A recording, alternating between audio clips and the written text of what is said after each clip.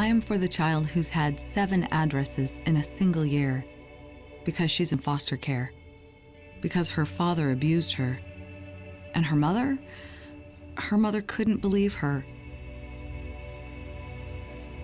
She is the child I am for. I am a volunteer child advocate. I am you. Florida residents call toll-free 866-341-1425. Hello, this is Greg Perkins, host of EDuTV. We are having our first education forum on May 4th at the Rosen Center Hotel. That's May 4th at the Rosen Center Hotel, 5 to 7 p.m. We are going to have an educational panel that includes superintendents, high-level district administrators, and we will also be honoring the Teachers of the Year for Osceola, Orange, Brevard, and Seminole counties. So come out, support your teachers, support the educators. May 4th, Rosen Center Hotel, 5 to 7. See you there.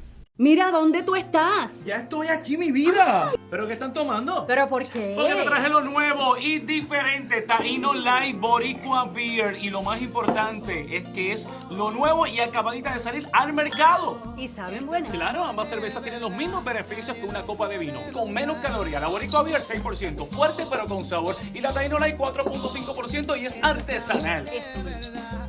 Somos familia, calidad y sabor. Visita boricuabeer.com.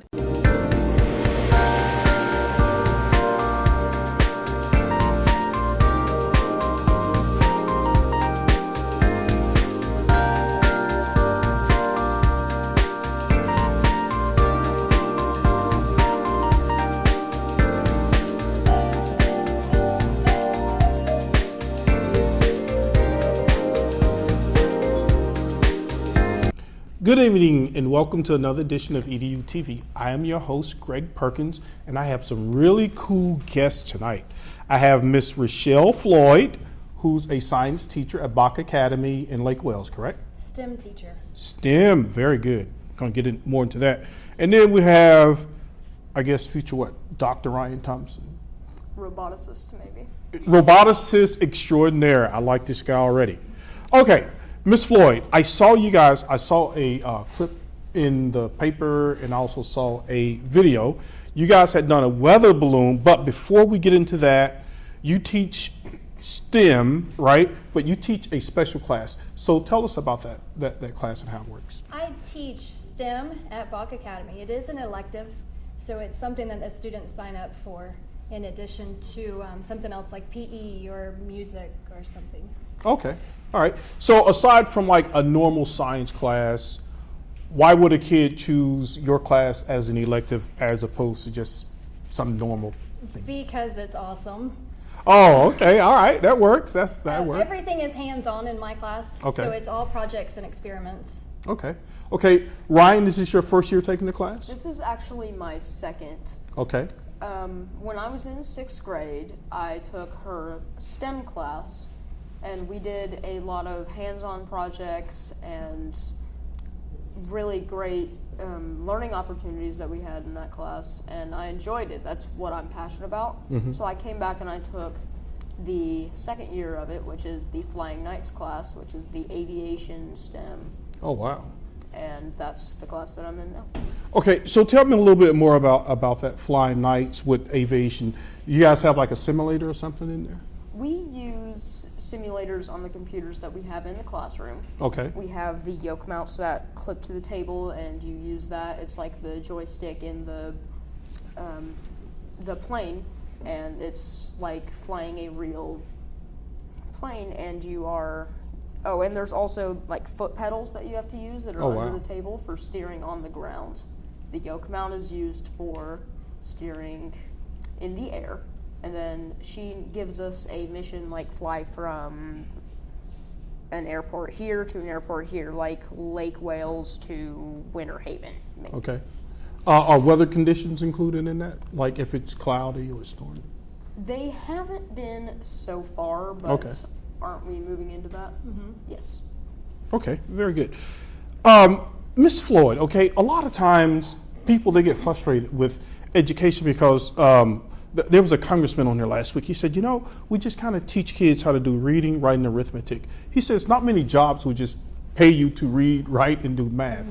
So tell me what academic skills are being utilized within your class, taking those academics from the book to real life application. Well, if you think about where technology has gone, I mean, it's in every aspect of your life now. Engineering is something that there's always going to be new products that are developed, new structures that are being built, and without that science and math education, you're not going to succeed in those fields. Okay. So it's very important to get all of those fields into these students. Right, but you guys do an excellent job of actually letting the kids do something as opposed to just having them sit there and doing research papers, basically regurgitating information. I mean, I think that's like very fascinating, the fact that you guys built an actual weather balloon. Okay, so what role did you play in building the weather balloon? When we did the weather balloon, I worked with the Eagle flight computer. Excuse me. This is what measures all of our data. The altitude, wind speed, air pressure, and temperature. And it records that data every 6 seconds. I was in charge of making sure that was turned on and safely put in the payload so that it could measure all of the data. Well, you sound like a scientist already, man. Looking forward to working at NASA eventually?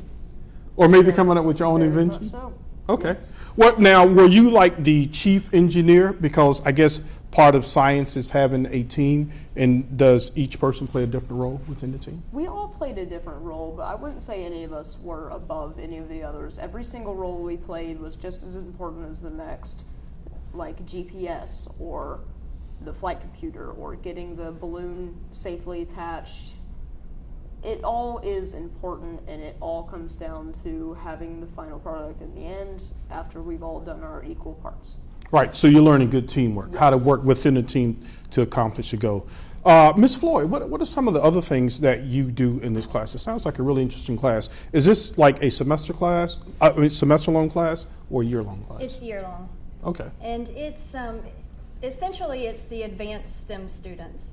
So most of them had STEM 1, and then they move on to the Flying Knights program. So we still do the hands-on projects and build things and do other experiments, but the scale is just a lot larger. Oh, okay. So that's where the weather balloon comes in. Okay.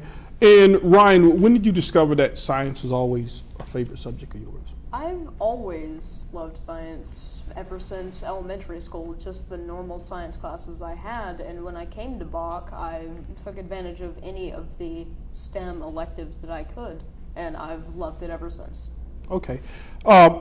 Ms. Floyd, there seems to be a shortage, or you see all these reports about there being a shortage of kids interested in science. And I have to admit, believe it or not, right? You know what I wanted to study when I first went off to college? Fashion retail. Really? Yeah, I wanted to be a fashion designer. But in my older years, I've become quite fascinated with science. I was watching this thing about, what are they trying to do? Split atoms. And so the heat just feeds off of itself, and then you can build like clean energy. So how do we make science cool for kids? Because a lot of times when you explain to kids science, technology, engineering, and math, it goes, oh God, you gotta be a genius to do that. So how do you overcome that? Well, they're already learning the concepts in their science and math classes. So when they come into my class, they can actually see hands-on how it will apply in the real life. Okay, that's great. Because I know that, do you think there's a problem that maybe they don't break it down enough digestible chunks for kids to really understand what it is you can do with science? Because I tell kids this all the time, Ryan, right? And my daughter, I love her very much, right? But I think she thinks there's a cell phone factory where you just push a button and it gives you a cell phone. People don't understand the engineering behind how a cell phone works now. It's built. So what are some of those things, or how do you think you were interested? Was it some of your teachers, or you just became inspired from the reading that you received at home? Well, at first it was just what I've read at home, what I've watched at home. But then once I got to school and I started getting into all of the opportunities, I was inspired by all of my science teachers. Oh, okay, okay. Eventually, what would you like to be, or you just sort of kind of open to all fields? Do you have a specific area that you like more? Leaning more towards technology. Okay. Robotics, computers, anything other like that. And maybe even aerospace. I'm trying to consider that as well, like a aerospace engineer designing aerodynamic planes and aircraft. Oh, okay. Now, the weather balloon, when did you guys launch that thing? It was Friday, April 15th that we launched it. April 15th? Yes. Now, I noticed you guys had some pretty expensive equipment on it. You had a couple of GoPros on there, didn't you? Yes. Wow, you guys get a lot of support from your principal, huh? Yes. That's great. He's a great guy. So, have you guys, I read in the paper, have you been able to recover most of the equipment, or?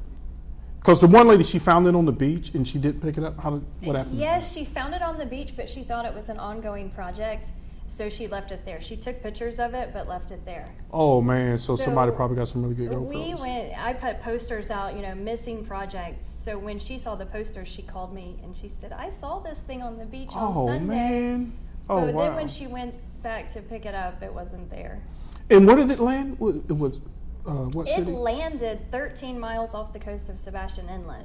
Okay. But it actually washed ashore in South Beach, Vero Beach area. Okay. Well, on the other side of that, folks, we are going to have other members of the team, and they're going to walk us through the weather balloon, what they were monitoring, why that data was important. So stay tuned, and we will see you on the other side of this, and we'll have other members of the BOK science team. We'll be right back. Hello, this is Greg Perkins, host of EDuTV. We are having our first education forum on May 4th at the Rosen Center Hotel. That's May 4th at the Rosen Center Hotel, 5 to 7 p.m. We are going to have an educational panel that includes superintendents, high-level district administrators, and we will also be honoring the Teachers of the Year for Osceola, Orange, Brevard, and Seminole counties. So come out, support your teachers, support the educators. May 4th, Rosen Center Hotel, 5 to 7. See you there. I am for the child who's had 7 addresses in a single year because she's in foster care, because her father abused her, and her mother couldn't believe her. She is the child I am for. I am a volunteer child advocate. I am you. Florida residents call toll-free 866-341-1425. Mira, ¿dónde tú estás? Ya estoy aquí, mi vida. ¿Pero qué están tomando? ¿Pero por qué? Porque me traje lo nuevo y diferente, Taíno Light Boricua Beer. Y lo más importante es que es lo nuevo y acabadita de salir al mercado. ¿Y saben buenas? Claro, ambas cervezas tienen los mismos beneficios que una copa de vino, con menos calorías. La Boricua Beer 6%, fuerte pero con sabor. Y la Taíno Light 4.5% y es artesanal. Eso me gusta. Somos familia, calidad y sabor. Visita boricuabeer.com. Hola amigos, les habla Nirva Rodríguez. Latina Role Models presenta a partir del martes 10 de mayo a las 10 de la noche. La noche es nuestra. Los espero.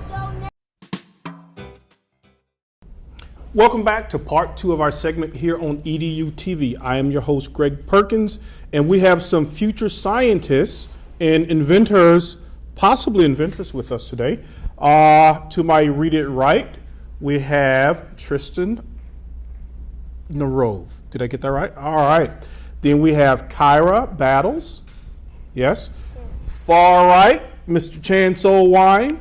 And to my immediate right is Brian Delgado. Say hello, guys. Hi.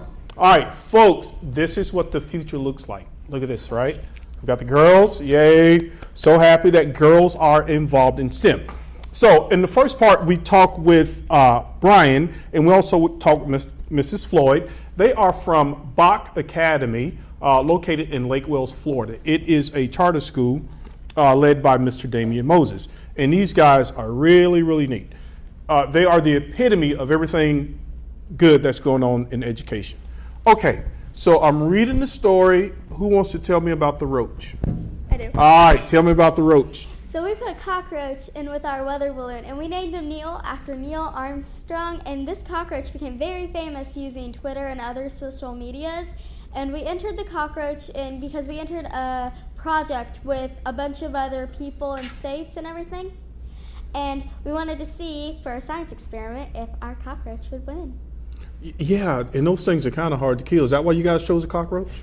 Yeah. Because they're just really hard to kill, aren't they? Yeah. And they've been around probably since the days of the dinosaurs. All right, so Kyra, why don't you show us this weather balloon project that you guys worked on and kind of talk us through what we are looking at. What do we have here?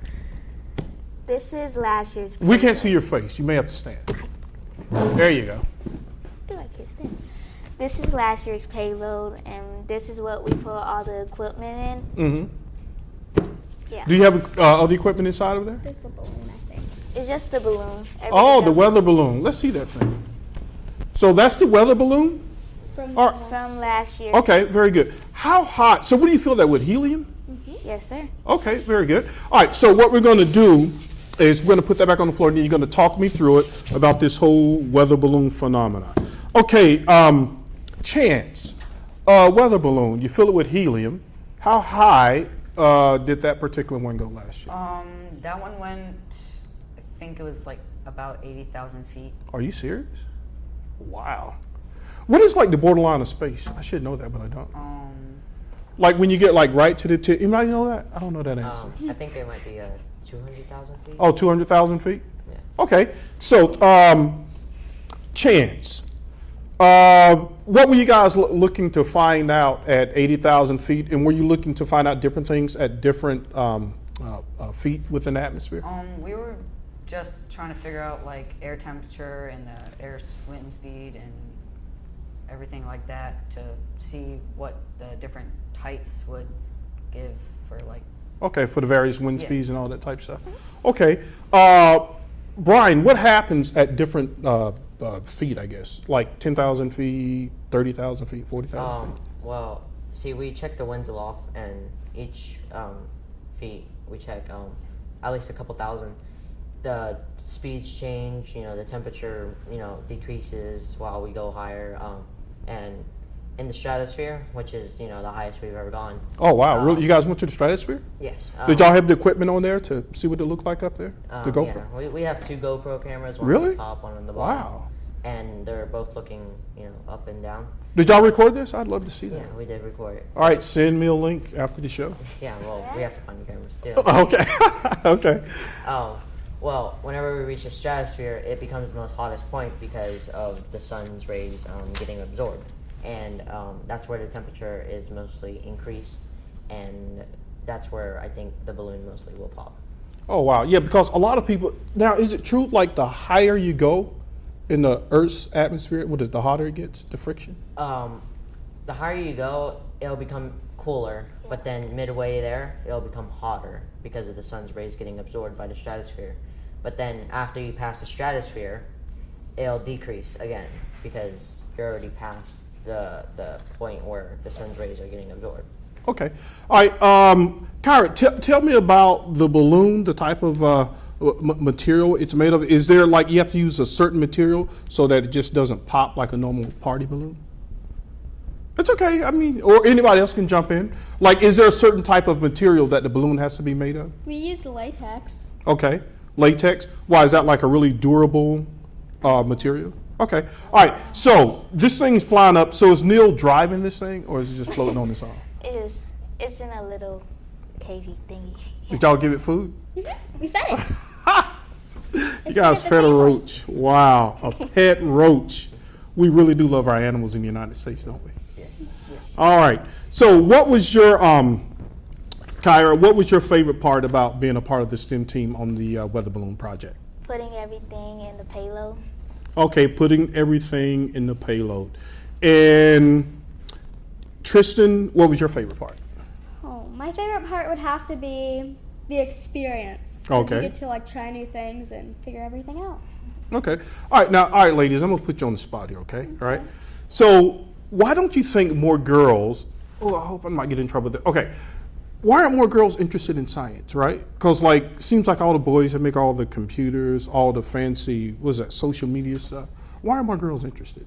Well, many females are interested in it, but most of them try to keep it to themselves. They don't want the world to figure it out because like it's mainly been more denominational for the men to do it, so it's kind of new, I guess. But I would have to say it's coming more popular. And in the classes, you would be like you and one other girl in the class, and it's just you two, the girls, and everybody else is boys. And Okay, but science is science, right? I mean, math is math, so it doesn't matter. So, guys, we got to get more girls into this because it seems that you can make a great career off of this. Brian, like, what do you want to be when you grow up, or what are you thinking about? Because sometimes things change in life. Of course, yeah. I'm thinking about being a neurologist because I mean the brain inspires me, like totally. But I mean, if anything would ever change my mind, it would have to be something very big and very inspirational. Yeah, the brain is very undiscovered. They say we only use 10% of our brains. Yeah. Believe that? Mm-hmm. What do you got to say about that, Chance? What about that? What do you want to be when you grow up? Well, as I'm in STEM class, I'm thinking about being an engineer or some type of engineering job. Okay. Like, what's your passion? Like, what is your favorite thing to do? Build cars, build rockets? Well, I like to build everything. Okay. So you can probably you'll save a lot of money because you'll know how to build things and repair things. You won't have to take it to the repair shop, right? All right. Give me a card before you leave, right? Because my computer is very, very slow. Okay.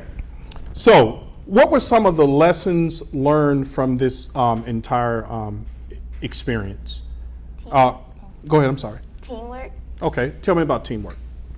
We all got together and we would depend on each other to do these work and make sure everyone's doing their job so nothing goes wrong. Okay. I'd have to say a lesson learned was cooperation, because if one person has a job and per se they don't show up, then somebody else is going to have to know how to do their job also, because if they get sick, what are they supposed to do? We don't want them to like show up and get us sick. Sorry, but no. Yeah, very good. That's right. So I'm hearing cooperation and teamwork. Now, speaking of lessons learned, Chance, this balloon here, you guys sent this one off last year, correct? Yes. So that one went up and came back? Is that how that worked? Well, it didn't come back like right where it landed. Right. The winds picked it up and took it in a different direction, and we had to go out and find it. Oh, okay, okay. And you guys, used the GPS to track it to see where it landed? Okay. All right. What did you learn from the experiment? What was your favorite part? The lesson learned? Yeah, lesson learned. I mean, I had no idea what that, excuse me, I had no idea what a lessons learned term meant at your age. So the fact that you're sitting there having this conversation is pretty amazing. But go ahead, what were the lessons learned? Lessons learned is like, like they said, cooperation and teamwork, but also definitely having like a longer GPS time. Okay. Because, finding this thing has been difficult for us lately. So. Oh, okay. Now, so I imagine the GPS and all that stuff had like a certain battery life. So Neil didn't have like electrical outlets, so he could plug this stuff in and recharge it, right? The GPS it goes out on a blackout period after 60,000 feet. Oh, okay. And after it comes back in, the blackout period stops and we can see it again. That's whenever the parachute is deployed. Well, after 24 hours for the subscription of the GPS shuts off automatically. Oh, wow. Okay. So that weather balloon, when it's going up, what would be its maximum altitude and what brings it back down? Who wants to take that question? Like, how high does it go and what brings it back down? We tried this year. We want to break our record, and we tried to get it to go to 100,000 feet, but we don't have any of our data because it's in the balloon, so we're not sure yet, but we're hoping for that. And that one went 80,000 last year? Yes, sir. Wow. And the year before then, made it to 92,000. Okay. Now, Chance, are you able to understand now, like a lot of times when kids say, oh, why do I need to learn algebra and trigonometry and all that? When you worked on this balloon, did you see the importance of why math and all this stuff is important? Yes. Okay. Because if you want to figure out all of the information about how high it's going and the distance it goes, then you're going to need to learn about math and the science behind weather. Right, and to make sure that if you go up to a certain spot and it gets hot, you want to have protective clothing, right? Because you'll burn up. like, I didn't know, I was watching the special, like when the space shuttle, when it comes back to the Earth's atmosphere, it has those heat shields because it's so hot and it has to come in at a certain angle so the thing doesn't blow up. That's the extent of my science knowledge, by the way. So, but, okay, now, you have a particular university in mind that you eventually want to go to or subject you want to study? Marine and Arctic biology have always been an interest for me. I love the ocean. I love everything that has to do with it. So I'd really like to go into that. Yeah, you guys have a platoon, a boat, a line. You guys have everything at that school. You sure you guys aren't at MIT? Yes. Very good school. Okay. Now, what are your future goals? We have about 2 minutes, so we have plenty enough time to go around. So take as much time as you want to. I wanted to be a physical therapist. Okay, very good. Because in 5th grade I hurt my knee. Uh-huh. And I had to go to a physical therapy place, and I liked the people that worked there and what they had to do, and I got interested in it. Yep, that's right. You got to know how the bones work and the muscles work. And people like me are getting older, so we're going to need physical therapists. Okay. All right. Chance? I wanted to go into engineering and... Yeah, I think I already asked you that, didn't I? Okay, yeah. You can tell me, say, Ms. Perkins, you already asked me that. All right, move on. All right, so what are some other interesting things that you guys do in the STEM class?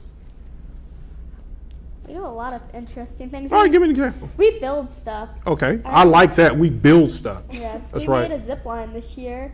And really? Yeah, we had cups with a marble, and we made it roll down to see what could hit the target. Oh, wow. Zip line. And you have to calculate the momentum of the speed of the cup going down and how to land it perfectly on the target. And I bet you did that, right? No. Well, I'll tell you what, man, you guys are smart, right? And I am so happy to have you on here. And I really want to encourage you guys, man, keep studying and keep doing what you're doing, because I'm much older and I didn't take schooling as seriously as I should have at your age. And you guys are doing great work. And I'm so fortunate to had the pleasure to sit here and interview you guys. So keep up the hard work and stay inspired. And scientists, people in science, they tend to make a lot of money too. So, all right, so keep that. Not that that's most important in the world, but hey, if you want nice things, you guys are working hard and you deserve it. Hey, folks, thank you for joining us on EDU TV. And I'd like to encourage all kids, especially the girls, get involved in science, technology, engineering, and math. So we will see you next week on EDU TV. Good night.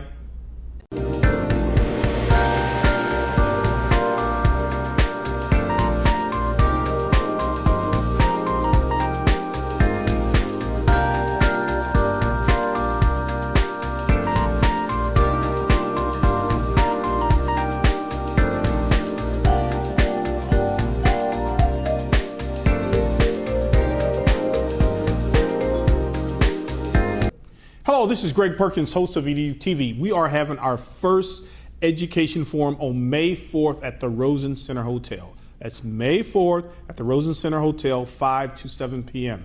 We are going to have an educational panel that includes superintendents, high-level district administrators, and we will also be honoring the Teachers of the Year for Osceola, Orange, Brevard, and Seminole counties. So come out, support your teachers, support the educators. May 4th, Rosen Center Hotel, 5 to 7. See you there. Mira, ¿dónde tú estás? Ya estoy aquí, mi vida. ¿Pero qué están tomando? ¿Pero por qué? Porque te traje lo nuevo y diferente, Taíno Light Boricua Beer. Y lo más importante es que es lo nuevo y acabadita de salir al mercado. ¿Y saben buenas? Claro, ambas cervezas tienen los mismos beneficios que una copa de vino. Con menos calorías, la Boricua Beer 6%, fuerte pero con sabor. Y la Taíno Light 4.5% y es artesanal. Eso es. Somos familia, calidad y sabor. Visita boricuabeer.com. Hola amigos, les habla Nirva Rodríguez. Latina Role Models presenta a partir del martes 10 de mayo a las 10 de la noche. La noche es nuestra. Los espero. I am for the child who's had 7 addresses in a single year because she's in foster care, because her father abused her, and her mother couldn't believe her. She is the child I am for. I am a volunteer child advocate. I am you Florida residents call toll-free 866-341-1425.